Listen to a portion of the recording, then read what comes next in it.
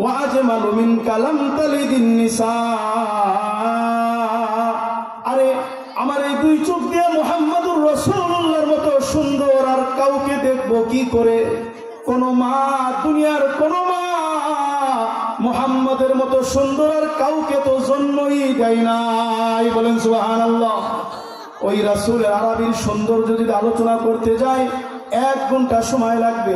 তাম পৃথিবীর সৌন্দর্য, সমস্ত সৌন্দর্যগুলোকে যদি এক পাল্লায় রাখা হয়, ইউসুফ নবীর সৌন্দর্য যদি এক পাল্লা রাখা হয়, সমস্ত নবী রাসূলের সৌন্দর্য যদি এক পাল্লা রাখা হয়, আর রাসূল আরবির সৌন্দর্য এক পাল্লা রাখলে আমার দয়ার নবীর সৌন্দর্যের পাল্লা ভারী হয়ে যাবে। বলেন না সুবহানাল্লাহ। এটা তাকবীর দেন, নারায়ে তাকবীর, নারায়ে তাকবীর। আল কোরআনের আলো, আল হাদিসের আলো, আল কোরআনের আলো, দ্বীনি মাহফিল। হ্যাঁ, এই মাহফিলে আপনারা একটু বসলে ভালো হয়। সবাই বসে পড়েন ইনশাআল্লাহ, ভিতরে বসে মনোযোগ সহকারে কথাগুলো শুনেন। আমরা সবাই মহব্বতের সাথে একটু জিকির করি, লা ইলাহা ইল্লাল্লাহ, লা ইলাহা।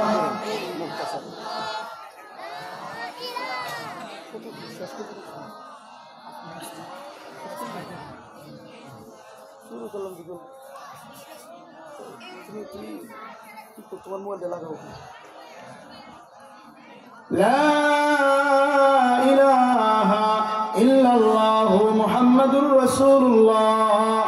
জিবরাইল আলাইহিস সালাতু ওয়াস সালামের একটা কওল বলে আমি সৌন্দর্যের ব্যাপারে জিবরাইল আলাইহিস সালাতু ওয়াস সালাম বলেন, তালাবতু মাশারিকাল আরদি ওয়া মাগারিবাহা ফালাম আরা আহাদান আহসানা ওয়া আজমালা ওয়া আশরাফা মিন মুহাম্মাদির রাসূলিল্লাহ সাল্লাল্লাহু আলাইহি ওয়াসাল্লাম। জিবরাইল আলাইহিস সালাতু ওয়াস সালাম বলেন, এই দুনিয়ার সমস্ত বক্তব্য মিথ্যা হতে পারে, সমস্ত বাণী মিথ্যা হতে পারে, আমি জিবরাইল আলাইহিস সালাতু ওয়াস সালাম বলতেছি আমার রাসূলের সৌন্দর্যের ব্যাপারে। জিবরাইল বলেন, তলাবতু মাশারিকাল আরদি ওয়া মাগারিবাহা। 7 আসমান 7 জমিন সব জায়গা আমি ভ্রমণ করেছি, সফর করেছি। এমন কোন নবী রাসূল নাই যার চেহারা আমি দেখি নাই, কিন্তু আমার মুহাম্মদুর রাসূলুল্লাহর চাইতে অধিক সুন্দর পৃথিবীর জমিনে আর কাউকে আমি জিবরাইল দেখি নাই। বলেন সুবহানাল্লাহ। এই জন্য একটু বলেন, হুসনে ইউসুফ দমে ঈসা ইয়াদ বাইজাদারি আছে খুবা হামাদারন তু তনহাদারি।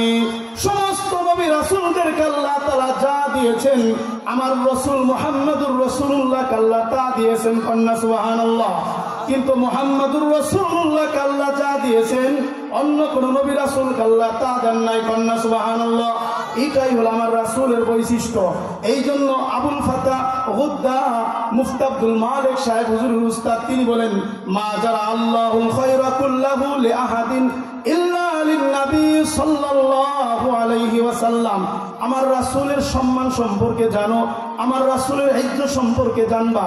আসমানের সকল শ্রেষ্ঠত্ব যদি এক পাল্লা রাখা হয়, জমিনের সকল শ্রেষ্ঠত্ব যদি এক পাল্লা রাখা হয়, পাহাড়ের শ্রেষ্ঠত্ব যদি এক পাল্লা রাখা হয়, সমস্ত মাখলুকের শ্রেষ্ঠত্ব যদি এক পাল্লা রাখা হয়, আর বিশ্বনবীর শ্রেষ্ঠত্ব আর এক পাল্লা রাখলে বিশ্বনবীরটা ভারী হয়ে যাবে। কন্যা সুবহানাল্লাহ।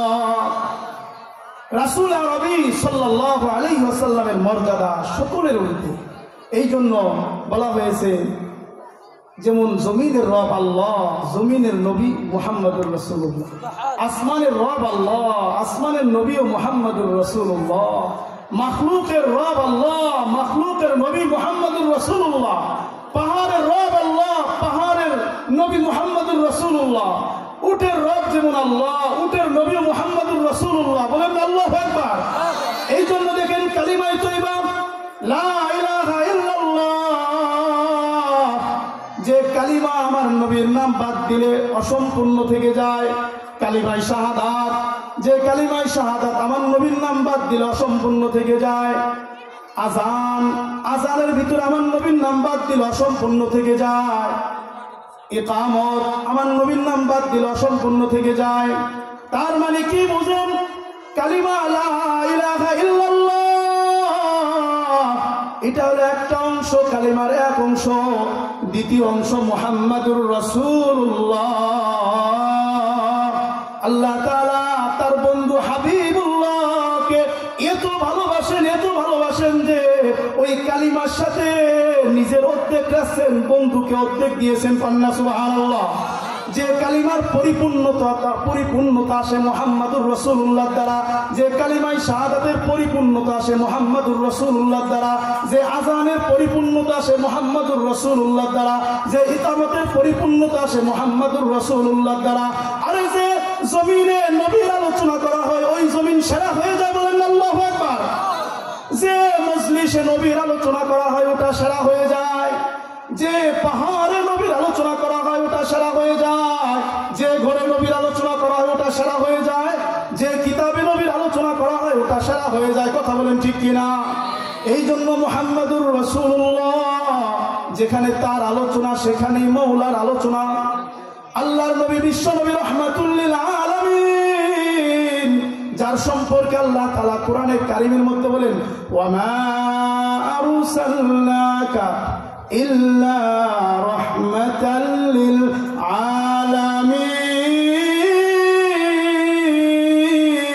আলামিন। বলেন আল্লাহু আকবার। ওই রাসূল যিনি হলেন সমস্ত মাখলুকের জন্য রহমত স্বরূপ। এই আয়াতের ব্যাখ্যায় তাফসীর আল্লামা তাবারি, ইমাম তাবারি বলেন ইন্না আল্লাহ তাআলা আরসালা রাসূলাহু মুহাম্মাদান রাহমাতান লিজামিল আলামিন মুমিনিহিম ওয়া কাফিরিহিম। আল্লাহর নবী বিশ্ব নবী তো মুমিনের জন্য রহমত স্বরূপ, কাফেরের জন্য রহমত স্বরূপ। কন্যা সুবহানাল্লাহ। হুজুর কাফেরের জন্য রহমত স্বরূপ কেমনে? আমার বিশ্ব নবী দোয়া করেছিলেন, আল্লাহ আমার উম্মতকে তুমি একসাথে ধ্বংস করিও না, গজব দিও না।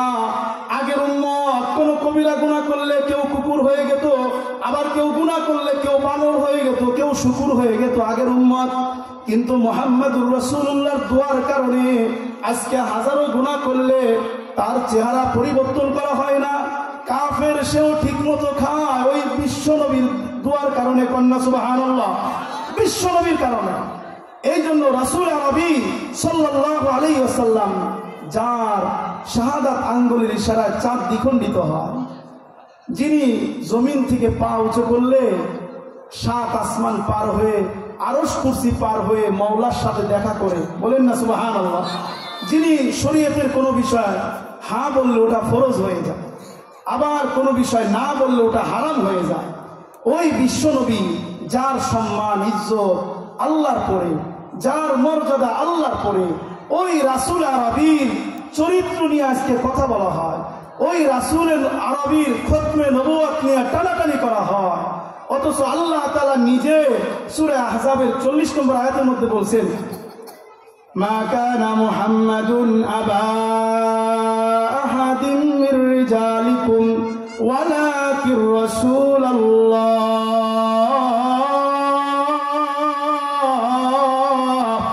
ওয়া খাতামান নাবিয়্যিন। আল্লাহু আকবার। আল্লাহ তাআলা এই আয়াতের মধ্যে বলেন আমার নবী হলো শেষ নবী, আমার নবীর পর আর কোনো নবী আসবে না। শুধু আল্লাহ তাআলার আওয়াজ তা নয়, এই খতমে নবুয়ত এর আওয়াজ যুগে যুগে সমস্ত ইমামরা দিয়েছেন। খতমে নবুয়ত কি আওয়াজ শাইখুল ইসলাম কাসেম নানুতুবি কি আওয়াজ, খতমে নবুয়ত কি আওয়াজ শাহ ওলিউল্লাহ মুহাদ্দিস দেহলভী কি আওয়াজ, খতমে নবুয়ত কি আওয়াজ আমিরুল মুমিনিন ফিল হাদিস ইমাম বুখারী কি আওয়াজ, খতমে নবুয়ত কি আওয়াজ ইমাম মুসলিম কি আওয়াজ, খতমে নবুয়ত কি আওয়াজ ইমাম তিরমিজি কি আওয়াজ, খতমে নবুয়ত কি আওয়াজ ইমাম আবু দাউদ কি আওয়াজ, খতমে নবুয়ত কি আওয়াজ ইমামুনা ইমামুদ দুনিয়া ইমামুল আসর ইমাম আযম আবু হানিফা কি আওয়াজ, খতমে নবুয়ত কি আওয়াজ খলিফাতুল মুসলিমিন আবু বকর কি आवाज है, खत्म नबूवत की आवाज रसूल अरबी मोहम्मद की आवाज है, खत्म नबूवत की आवाज हाकिमुना व महबूबुना व माशूकुना मौला करीम কি আওয়াজে বলেন আল্লাহু আকবার। এই খতমে নবুয়ত, আমার নবী শেষ নবী, আমার নবীর পরে আর কোন নবী আসবে না।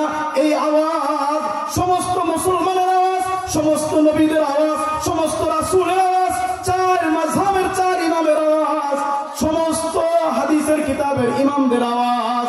সুতরাং বর্তমান জামানায় যারা আমার নবীর খতমে নবুয়তকে নিয়ে টানাটানি করবে, আমার নবীর চরিত্রের উপরে কোনো আঘাত করবে, আমরা তাদেরকে এই বাংলার জমিনে রূপসা থেকে পাথুরিয়া পুরো বাংলার জমিনে তাদেরকে অবাঞ্ছিত ঘোষণা করা হবে। কথা বলেন ঠিক কিনা?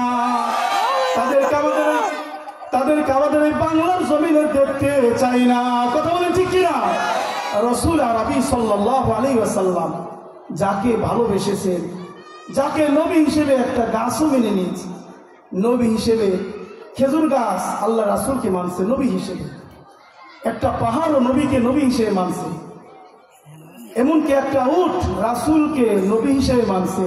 তো ওই রাসূলকে যদি আমরা না মানি, আমাদের চাইতে কপাল পুরা পৃথিবীতে আর কেউ আছে? আর কেউ নাই। এই জন্য রাসূলের আরবি সাল্লাল্লাহু আলাইহি ওয়াসাল্লামকে মানা দরকার আছে না নাই? আমি যে খুতবার মধ্যে একটা আয়াত তেলাওয়াত করেছিলাম, মাইয়ুতির রাসূলা ফাকাদ আতাল্লাহ,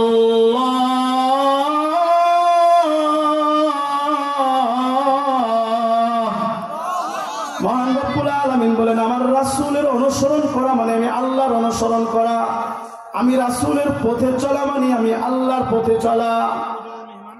আল্লাহু আকবার।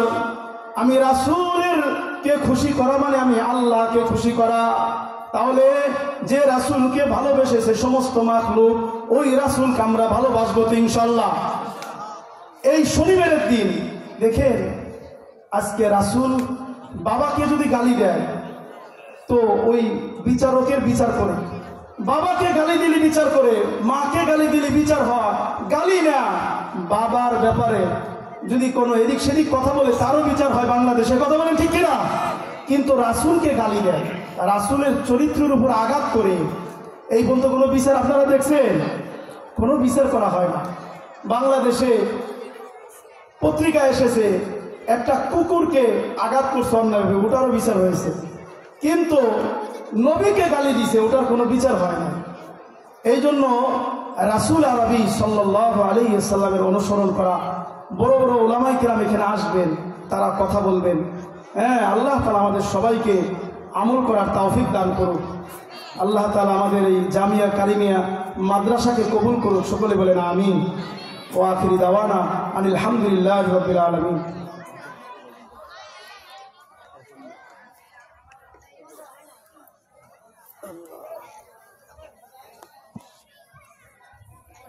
মাশাআল্লাহ, এতক্ষণ পবিত্র কুরআন ও সুন্নাহ থেকে